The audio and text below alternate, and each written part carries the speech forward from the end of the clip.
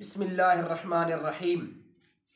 میرے محترم سامعین و ناظرین، آج جو میں آپ کی خدمت میں مسئلہ پیش کروں گا، جو ہمارے کچھ دوستوں نے پوچھا ہے کہ کیا بیوی کو ہاتھ لگانے سے یا بیوی کا بوسہ لینے سے کیا اس عمل سے وضو ٹوٹ جاتا ہے؟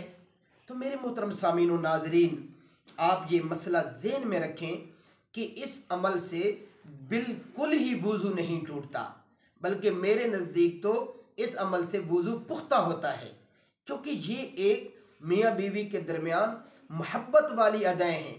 تو جو لوگ کہتے ہیں کہ اس سے وضو ٹوٹ جاتا ہے، میرا خیال تو یہ ہے کہ وہ میاں بیوی کے درمیان محبت کرنے سے جو ہے وہ رکاوٹ بننے کی کوشش کرتے ہیں کہ یہ لوگ محبت نہ کر پائیں۔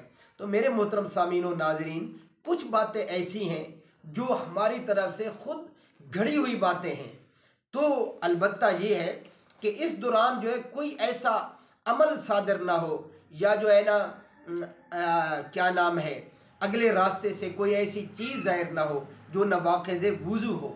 اگر اسی دوران مثال کے طور پر کوئی منی کا قطرہ خارج ہو جائے یا کوئی اور ایسا عمل ظاہر ہو جائے کہ جس سے وضو ٹوٹ جاتا ہے، تو پھر اس صورت میں تو وضو ٹوٹ جائے گا، لیکن صرف بیوی کو ہاتھ لگانے سے، محبت کے ساتھ ہاتھ لگانے سے، غصے کے ساتھ بھی وضو نہیں ٹوٹتا، لیکن غصے سے بیوی کو ہاتھ نہیں لگانا چاہیے، یا بیوی کا بوسہ لینے سے، یہ محبت کی ادائیں ہیں۔